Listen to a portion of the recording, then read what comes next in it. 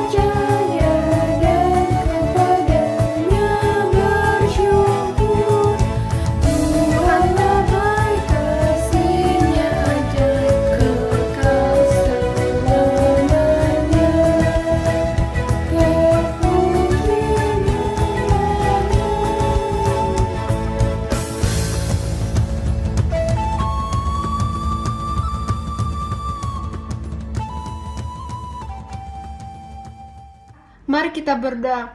Tuhan, sekarang kami akan memulai ibadah ini, berkatilah dari awal hingga akhir, agar dapat berjalan dengan lancar. Biarlah hanya nama-Mu saja yang dimuliakan di dalam jalannya ibadah ini. Terima kasih Tuhan Yesus, amin.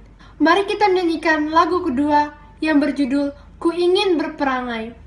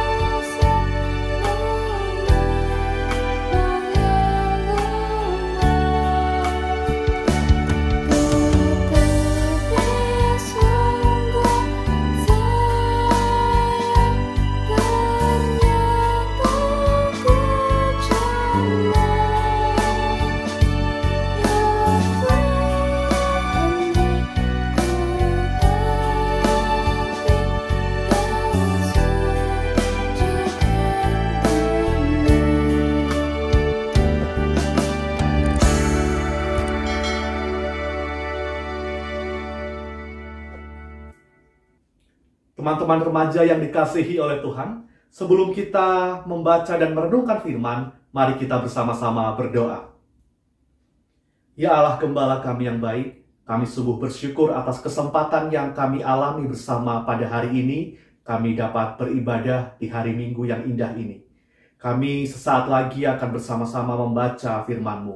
Kami memohon kiranya Roh Kudus menerangi pikiran dan hati kami, sehingga kami ditolong untuk dapat mengerti kebenaran firman Tuhan, dapat kami fahami untuk kemudian kami lakukan di dalam kehidupan kami sehari-hari. Tolong hamba-Mu yang menyampaikan ya Tuhan, biarlah di dalam keterbatasan dan kelemahannya, Engkau berkenan untuk memakai dia. Di dalam nama Tuhan Yesus Kristus kami sudah berdoa. Amin.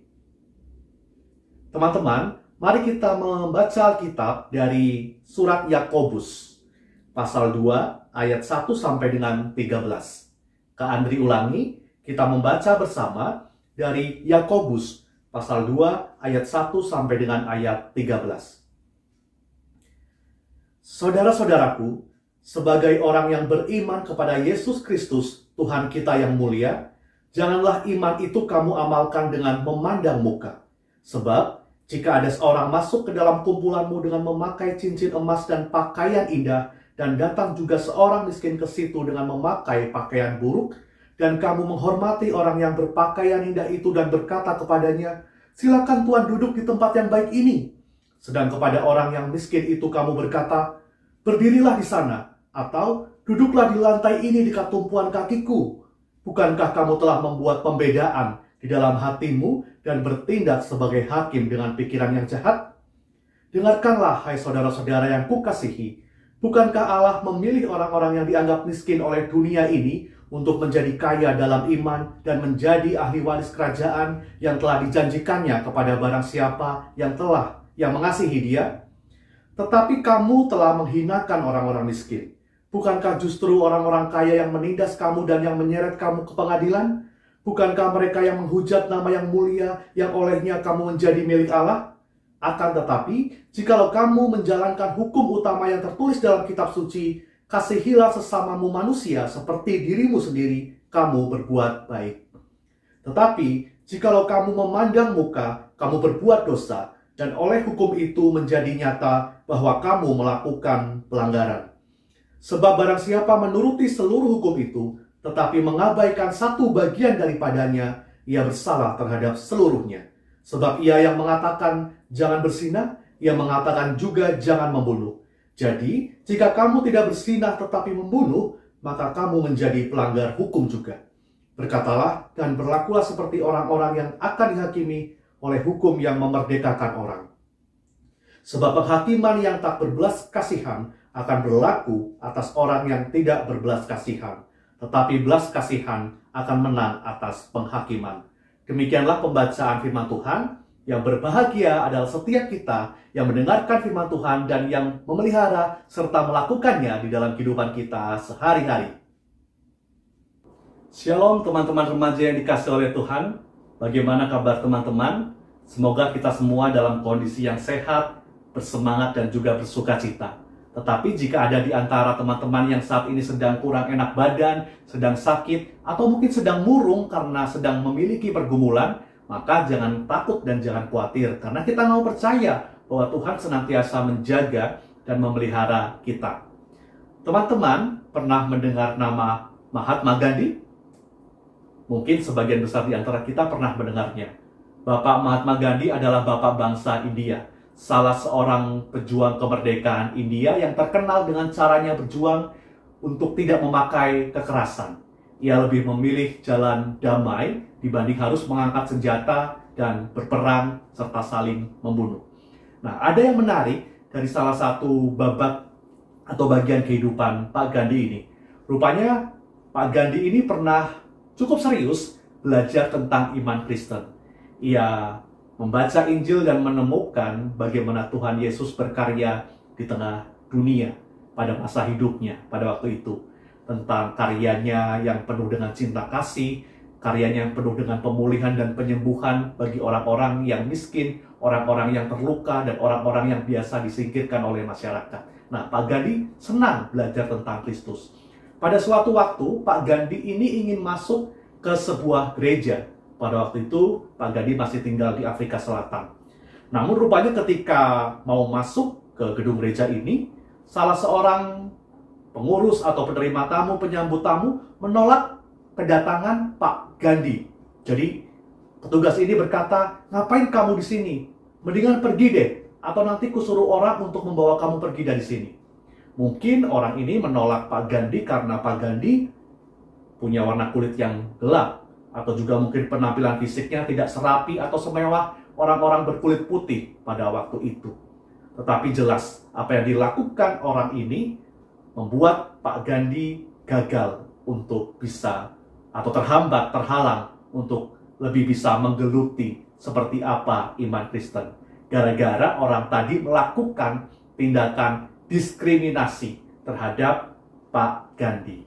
Ya, istilah diskriminasi seperti yang menjadi tema kita pada hari Minggu ini cukup familiar ya buat kita. Secara sederhana dapat diartikan sebagai perbedaan perlakuan terhadap orang lain yang memiliki perbedaan tertentu, misalkan warna kulit, atau berbeda suku, berbeda agama, berbeda kondisi fisik, berbeda pekerjaan, berbeda bakat atau talenta, atau mungkin berbeda tongkrongan ya. Kalau kita anak remaja kadang-kadang mungkin ada yang berpikir bahwa dia tongkrongannya lain, nggak asik, males berteman dengan dia. Itu juga salah satu bentuk tindakan diskriminasi atau membeda-bedakan orang. Dan di sepanjang sejarah kehidupan manusia, tindakan diskriminasi ini rupanya marak terjadi. Dan sampai sekarang pun kita menemukan perilaku diskriminasi itu masih sering terjadi, yang kadang-kadang berujung pada pembulian ya, perundungan. Sejak anak-anak, remaja, bahkan mungkin sampai orang menginjak usia dewasa, tindakan diskriminasi ini selalu ada. Nah, hari ini kita mau belajar, diajak untuk melihat bagaimana seorang Kristen harus bersikap di tengah situasi yang seringkali dipenuhi diskriminasi atau pembedaan perlakuan terhadap sesamanya. Kita coba baca lagi ya, mungkin teman-teman sambil bisa melihat Alkitab teman-teman, dari surat Yakobus yang merupakan surat pengajaran untuk jemaat umum, untuk jemaat mula-mula di awal perkembangan kekristenan pada waktu itu. Di ayat 1 firman-Nya, perintah Tuhan itu jelas ya, bagaimana kita sebagai orang yang beriman kepada Yesus Kristus, janganlah iman itu kamu amalkan dengan memandang muka ya. Jadi sebagai orang yang beriman kepada Tuhan, kita nggak boleh melihat orang dengan apa yang terlihat secara fisik saja. Seperti dijelaskan di ayat kedua dan ketiga. Misalkan kita ada di sebuah komunitas atau perkumpulan, kemudian datang seorang yang kaya dengan perhiasan yang mewah, lalu juga ada datang seorang lagi tapi miskin dengan pakaian yang buruk, maka ada kecenderungan orang-orang yang berupaya untuk menghormati orang yang kaya dengan perhiasan yang mewah itu dan memperlakukan secara buruk terhadap orang yang miskin ya. Di ayat 3 nih dikatakan, kepada orang yang berpakaian indah, orang-orang berkata, "Silakan Tuhan duduk di tempat yang baik ini." Tetapi kepada orang yang miskin yang pakaiannya mungkin kumal, dikatakan, "Berdirilah di sana atau duduklah di lantai di dekat tumpuan kakiku." Ini jelas ada pembedaan yang sangat tajam ya. Jadi orang cenderung berlaku baik kepada orang yang dianggap wow, kaya, wow, berpakaian indah, wow, tampan atau cantik dan lain sebagainya. Tetapi kepada orang-orang yang memiliki kekurangan, orang cenderung tidak menghormati dan membedakan. Tentu yang menjadi panggilan kita sudah jelas teman-teman remaja ya, bahwa tindakan mendiskriminasi orang jelas bukan sikap kita, bukan pilihan yang harus atau boleh kita ambil. Kita harus bertindak sebaliknya. Karena kita mau percaya apa yang menjadi dasar bagi kita untuk tidak melakukan diskriminasi, yaitu karena Allah pada dasarnya mengasihi semua orang juga tanpa terkecuali, tanpa syarat. Allah mengasihi kita, Tuhan Yesus menyayangi kita tanpa melihat latar belakang yang kita miliki, warna kulit kita, atau suku kita, atau bakat kita, talenta kita, atau kondisi fisik kita. Tuhan tidak melihat itu. Tuhan mengasihi kita sama berharganya di matanya. Lalu kemudian yang menjadi dasar buat kita adalah bahwa kita harus mengasihi sesama kita seperti kita mengasihi diri kita sendiri. Nah, seringkali kemudian kita melupakan firman ini. Kita cenderung merasa egois, merasa diri sebagai yang paling baik atau paling penting, sehingga kadang-kadang kalau ada orang yang berbeda latar belakang, atau mungkin berbeda bakat talenta, berbeda status sosial, atau berbeda pekerjaan dengan kita, kita malas berteman dengan mereka. Tentu tidak boleh, karena yang ditanamkan oleh Tuhan bagi kita adalah kalau kita menjadi penurut Tuhan, ya konsisten, berkomitmen untuk melakukan semua perintah Tuhan tanpa terkecuali.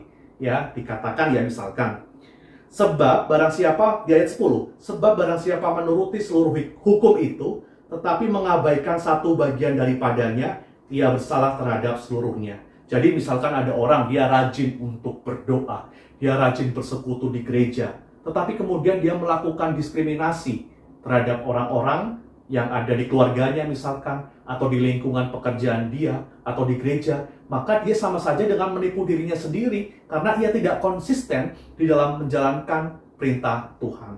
Maka jelas ya teman-teman ya, kalau kita menyadari bahwa Allah itu menciptakan kita semua itu setara dan sama. Allah mengasihi kita tanpa membeda-bedakan apa yang menjadi warna kulit kita, apa yang menjadi kondisi fisik kita, bentuk rambut kita misalkan, atau bentuk tubuh kita, atau bakat atau talenta kita, maka kita juga tidak boleh membeda-bedakan. Dan ingatlah bahwa kita juga harus mengasihi mereka seperti kita juga mengasihi diri kita sendiri. Nah, teman-teman remaja, di usia muda, godaan untuk melakukan diskriminasi terhadap teman sebaya biasanya cenderung menguat. Apalagi di tengah pergulatan untuk mencari identitas diri. Kadang-kadang kita cenderung ingin tergoda ya. Aku ingin menjadi orang yang keren deh. Kalau aku nggak mau bergaul dengan orang yang kurang keren. Nah, kadang-kadang itu pola pikir ini dimiliki oleh anggota remaja atau remaja tertentu begitu ya. Nah, ini harus tidak boleh kita lakukan. Ya, karena satu perintah yang jelas bagi kita untuk kita selalu mewujudkan adalah tidak boleh mendiskriminasi.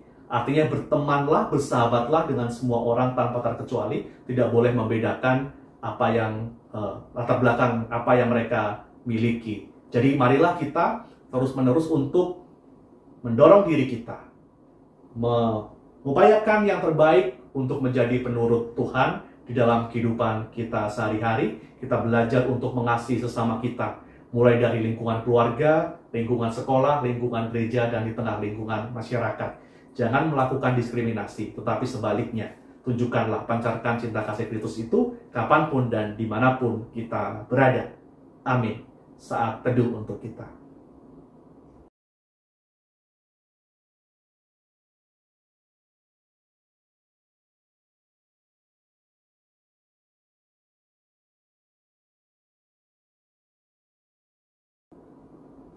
Teman-teman yang dikasih oleh Tuhan, mari kita menyatukan hati dan berdoa kepada Tuhan. Allah Bapa yang Maha Baik, kami sungguh bersyukur ketika kami diingatkan untuk meneladani Tuhan Yesus yang mau mengasihi semua orang tanpa terkecuali, tanpa memandang muka. Maka ajarlah dan ajaklah kami senantiasa untuk bisa mengasihi semua orang yang ada di sekitar kami tanpa memandang muka, tanpa membeda-bedakan, dan juga tanpa mendiskriminasi. Kiranya Engkau berkenan untuk menolong dan memampukan kami. Kami berdoa bagi anak-anak Tuhan yang masih bersekolah di bangku SMP, SMA, dan juga di bangku perkuliahan. Pada masa pandemi ini, sebagian besar dari kami masih harus bersekolah atau menjalankan studi secara daring, tetapi kami percaya bahwa Tuhan memberikan kami kesabaran, ketekunan, dan juga kemauan untuk melakukan segala sesuatu yang menjadi tugas kami dengan rasa tanggung jawab. Seperti kepercayaan yang sudah Tuhan tanamkan di dalam diri kami, juga ditanamkan oleh orang tua dan anggota keluarga kami tidak mau menyalahgunakannya. Kami mau untuk melakukan yang terbaik, dan kiranya hal ini juga dapat menyenangkan hati Tuhan dan juga hati orang tua maupun anggota keluarga kami yang lain. Kami juga berdoa ya Tuhan, kiranya Engkau berkenan untuk senantiasa menyertai orang tua kami maupun anggota keluarga kami yang selama ini dengan setia mendukung kami, dengan doa mereka, dengan cinta kasih mereka, dan juga melalui dukungan materi yang membuat kami dapat bersekolah dan menjalankan kehidupan kami sehari-hari. Berkatilah kesehatan mereka dan juga pekerjaan mereka. Berdoa pula ya Tuhan untuk Komisi Remaja GKI Jati Bening Indah di dalam tugas panggilannya untuk bersekutu, untuk bersaksi dan melayani. Kiranya melalui ibadah online yang kami lakukan, kami tetap dapat menyatukan hati kami. Firman yang kami dengar tidak hanya kami terima melalui pikiran ataupun dengan telinga kami, tetapi juga dapat kami resapi, kami pahami sungguh-sungguh dari atau dengan hati kami, dan kami melakukannya di dalam kehidupan sehari-hari secara nyata. Kami juga berdoa ya Tuhan, kiranya di masa pandemi ini Engkau menolong pemerintah, mulai dari tingkat pusat sampai dengan tingkat daerah, di dalam upaya menanggulangi penyebaran COVID-19. Kuatkan hati dan teguhkan para dokter, perawat, tenaga medis yang berjuang untuk menangani pandemi ini. Tuhan juga menolong kami sebagai warga masyarakat supaya dapat bertanggung jawab melakukan protokol kesehatan di dalam upaya kami berkontribusi mengurangi penyebaran virus COVID-19. Dan kami rindu bahwa jamahan kasih Tuhan kiranya hadir di tengah bumi Indonesia. Biarlah damai sejahtera Kristus dan cinta kasih Kristus, toleransi antar sesama umat yang meskipun berbeda latar belakang, tetapi kami dapat bersatu hati untuk memajukan dan mengembangkan bangsa dan negara yang kami kasihi. Inilah doa kami ya Tuhan, kami percaya bahwa di tengah setiap pergumulan yang kami alami, Engkau berkenan untuk berjuang dan menyertai. Di dalam nama Tuhan Yesus Kristus, Juru Selamat kami yang hidup, kami sudah berdoa. Amin. Sudah saatnya sekarang kita memberikan persembahan. Persembahan bisa diberikan melalui orang tua atau juga bisa langsung ke pastori gereja. Mari kita menyanyikan lagu penutup yang berjudul Sekalipun Diriku Damat Berkata-kata.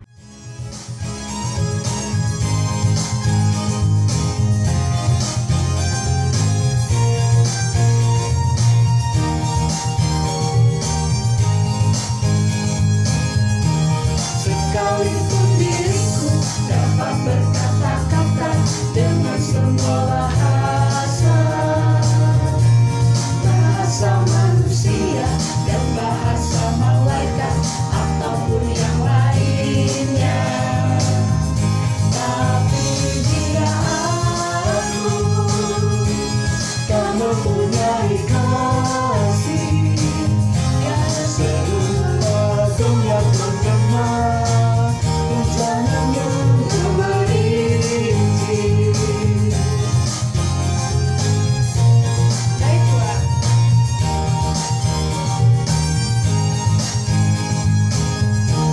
Sekalipun diriku memiliki karunia bernubuat,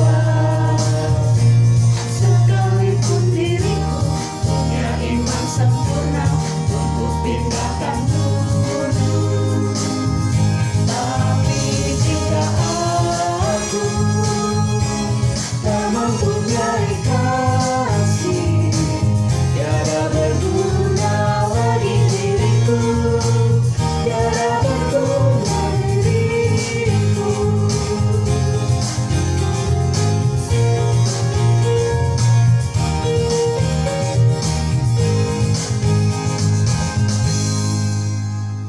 Mari kita berdoa. Tuhan Yesus, terima kasih karena Engkau telah menyertai ibadah kami dari awal hingga akhir. Berkatilah agar firman-Mu menjadi pedoman dalam hidup kami. Terima kasih Tuhan Yesus. Amin. Gak kerasa ya teman-teman, ibadah kita sudah selesai. Sampai jumpa minggu depan. Dadah.